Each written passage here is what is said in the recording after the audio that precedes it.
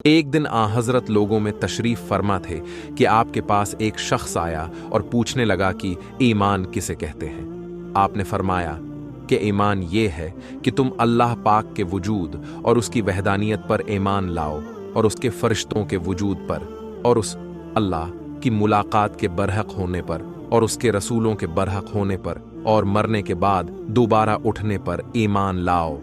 फिर उसने पूछा कि इस्लाम क्या है?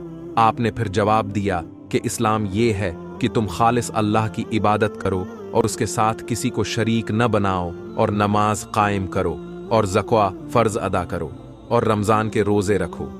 फिर उसने एहसान के मुताल्लिक़ पूछा। आपने फरमाया एहसान ये कि तुम अल्लाह की इबादत इस तरह करो गविया तुम उसे देख रहे हो। अगर ये दर्जा ना हासिल हो तो फिर ये तो समझो कि वो तुमको देख रहा है। फिर उसने पूछा कि क़यामत कब आएगी?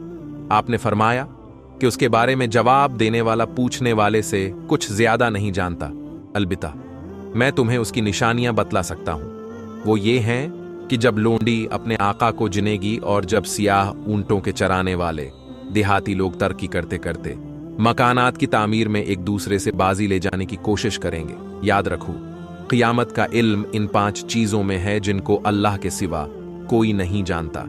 फिर आपने ये आयत पढ़ी कि अल्लाह ही को क़यामत का इल्म है कि वो कब होगी, आखिर आयत तक। फिर वो पूछने वाला पेट फेर कर जाने लगा। आपने फरमाया कि उसे वापस बुलाकर लाओ। लोग दौड़ पड़े मगर वो कहीं नजर नहीं आया। आपने फरमाया कि वो जबरील अलैहिस्सलाम थे जो लोगों को उनका दीन सिखाने आए थे। इमाम अबू अब्दुल्लाह बुखारी फरमाते हैं कि आन हजरत ने उन तमाम बातों को ईमान ही करार दिया है।